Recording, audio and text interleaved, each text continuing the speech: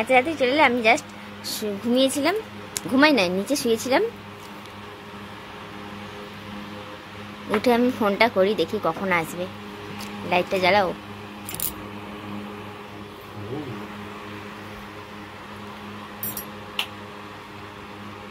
পাখাটা অফ কর তো, উপরটা চালিয়ে দাও।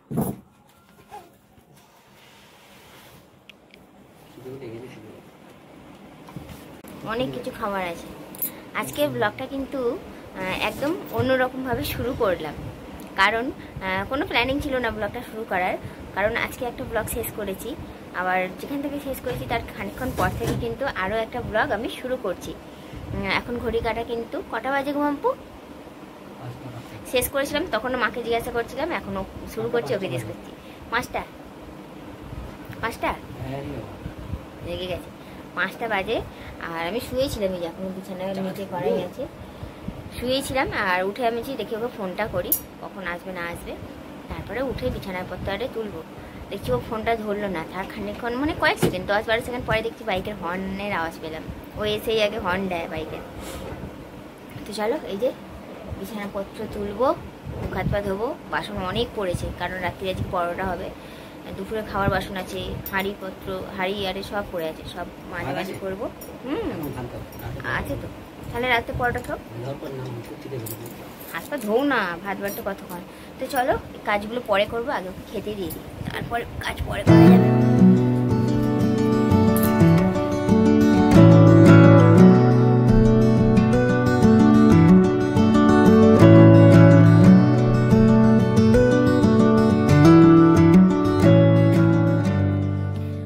বাইরে খাচ্ছে আর আমি ঘরে চলে এসেছি। ঘরের কাজগুলো তো করতে হবে। আর তার আগে হচ্ছে বেল পান্ডা বানিয়ে রেখেছিলাম, ওটা বার করে রাখি, কারণ একদম ফ্রিজ থেকে ডাইরেক্ট বার করে বাবাকে দিয়ে দিলে বাবা খাবে না। বার করে একটু রাখি, সব কাজকর্ম হয়ে যাক, তারপরে সবাই একসঙ্গে খাবো।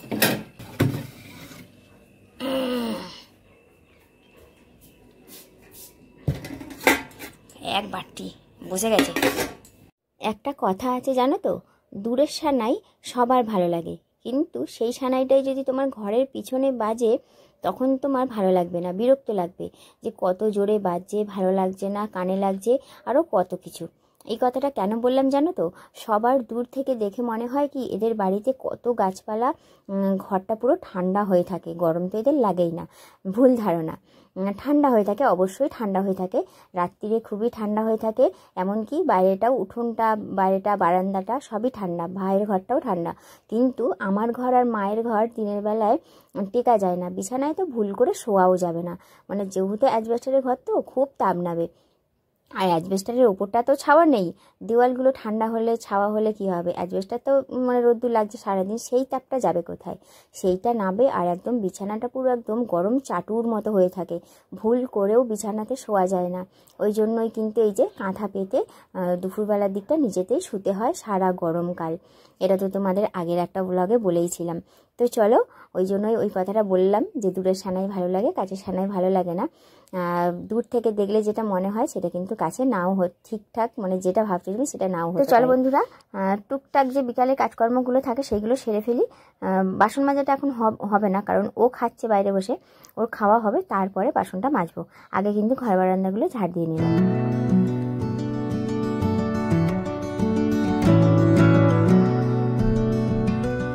ঝাড় দিয়ে এলাম, যে ও খাওয়া হবে সেই আশায়, মানে অপেক্ষা করছিলাম যে ওর হবে, তারপর বাসন একসঙ্গে মাজবো। বলি পম খেতে পাচ্ছি না, পম কি করবে, পমের পেটে যাবে বাদ বাকিটা। হাসি দেখো না, দেখো সব ঝোলটা কেন দিলে, দূর পাতলা টাল টালে করে মেখে দিয়েছে।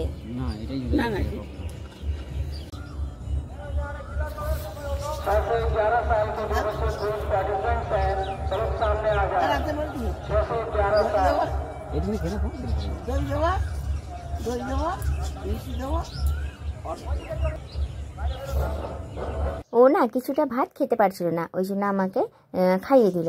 তো এবারে ও খাওয়ার পর যেখানে যা বাসন ছিল সব একসঙ্গে মেজে নিলাম। আর এখানে আমাকে ভয়েস ওভার দিতে হচ্ছে, কারণ কি বলো তো, আমাদের পাশের পাড়াতে না ঈদ উপলক্ষে কিছু প্রোগ্রাম হচ্ছিল, যেমন কুইজ হচ্ছিল, আঁকা প্রতিযোগিতা, আর সঙ্গে না গানও বাজছিল। আর মাইকের মুখটা যেহেতু এদিকে ঘোরানো ছিল, খুব জোরে আওয়াজ আসছিল, ওই কারণেই আমাকে ভয়েস ওভারটা এখানে দিতে হচ্ছে। তো বন্ধুরা দেখতেই পেলে বিকালে যা কাজকর্ম ছিল সবটাই কিন্তু আমার হয়ে গেছে। বাবা, মা আর ও কিন্তু বাইরে বসেই আছে। এবার আমি একটু যাই, বাইরে গিয়ে বসবো। বাবা, গুড ইভিনিং।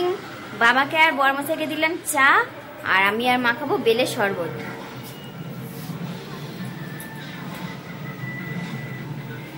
একদম চিল ঠান্ডা, ফ্রিজে রাখা ছিল তো। ঠিক আছে মা, ভালো লাগছে এবার ঠান্ডা হতে। ভালো লাগছে না? একটু বিট নুন দিয়েছিলাম, হেপি লাগছে। কি গো, খাবে শরবত? শরবত খাবে? চা শরবত দুটোই একসঙ্গে খাও। বেলটা একটু কি বলতো, হালকা একটু ফুটে আছে, বলছে না চলবে না। রাত্রিরে আজকে পরোটা হবে, আলু ভাজা হবে, আর তরকারি, শুক্তো তরকারি হয়েছিল সেটা আছে, সেটা হয়ে যাবে।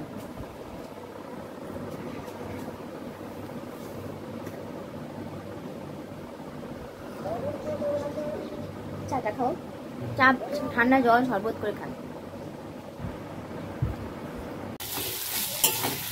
সময় এখন রাত্রি 9:30 বাজে।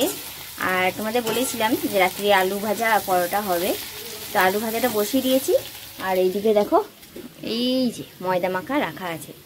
আলু ভাজাটা হোক, তারপরে পরোটাটা হবে। ও ভাজবে আর আমি বেরোবো। হলুদ আর নুনটা একটু পরে দেবো, এখনই যদি নুন দিয়ে দিই না, আলুটা নরম হয়ে যাবে, তার তলায় লেগে যাবে। ওই জন্য মানে আমি আগে নুন হলুদ দিই না, একটু পরে দিই। মানে যখন দেখি আলুগুলো সেদ্ধ হয়ে গেছে, তারপরে নুন হলুদটা দিয়ে দিই। যেমন একটা আলু সিদ্ধ হয়ে গেছে, এরপরে এবারে নুন হলুদটা দিয়ে দেবো। আগে দিয়ে দিলে না কেমন আলু ভাজাগুলো তলায় লেগে যায় নুনের কারণে।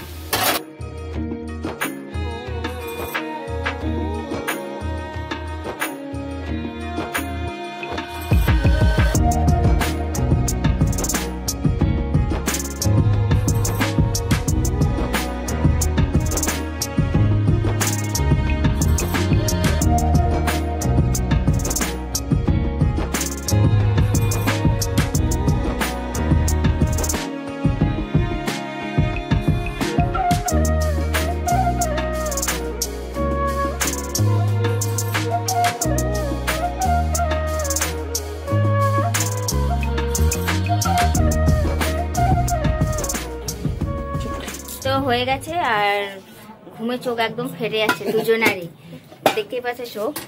কারণ দুপুরে তো ঘুমায়নি, আর ও সেই অনেক ভোরবেলা উঠেছে, আর ওর খুব জোর খিদে পেয়েছে, খাবেই না, বলছে আমি ঘুমিয়ে পড়বো। আমি বলছি না, খাও। এই যে একটা পরোটা খাবে, আর আমি নিয়েছি এক জায়গাতেই, তুমি খাও, আমি আসছি। বাবাকে ধরে দিয়েছি, তারপরে খাবো একসঙ্গে। দই আলু ভাজা তরকারি পরে দেবো। কিন্তু জানো বলো, আমি আসলে ভয় পাই। খাবার খাবো কিন্তু আরশোলা শুরু ওঠা, মানে আরশোলা ওরা শুরু করেছে। আর আমি আসলে মারাত্মক লেভেলের ভয় পাই, মারাত্মক মানে ভীষণ, মানে বাঘকেও এতটা মানে ভয় পাবো না যতটা আমি আরশোলাকে ভয় পাই। আর ওকে বলছি স্প্রে করে দিয়ে আসো, ও শুনবে না, তেজ হয়েছে। যখন পরোটা বেলছিলাম তখন থেকেই উঠছিল, তখন বলছিল যে স্প্রে করে দিই, আমি যে একটা তাড়াতে গিয়ে 10টা বেরিয়ে পড়বে গন্ধ চলে। বারণ করেছি বলে বলছে আমি আর দেবো না, দাও দিতে, আমার তেজ নিয়ে বসে আছে।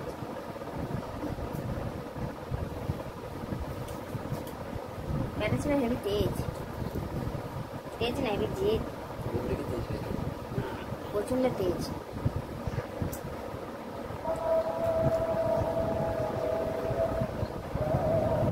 খাওয়া দাওয়া অনেকক্ষণ আগেই হয়ে গেছে, এখন সময় হচ্ছে 11টা বাজে।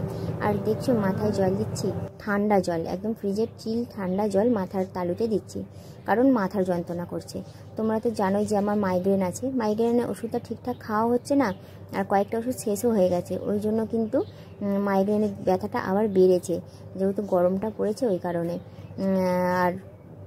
আর কিছু ভালো লাগছে না। মাইগ্রেনের ব্যথাতে তোমরা জানোই কতটা যন্ত্রণা হয়, কতটা কষ্ট হয়। ওই জন্য আর ভালো লাগছে না। সামনে এসে ব্লগটা শেষ করতে পারলাম না, পরে আমাকে ভয়েস ওভার দিয়ে ব্লগটা শেষ করতে হলো।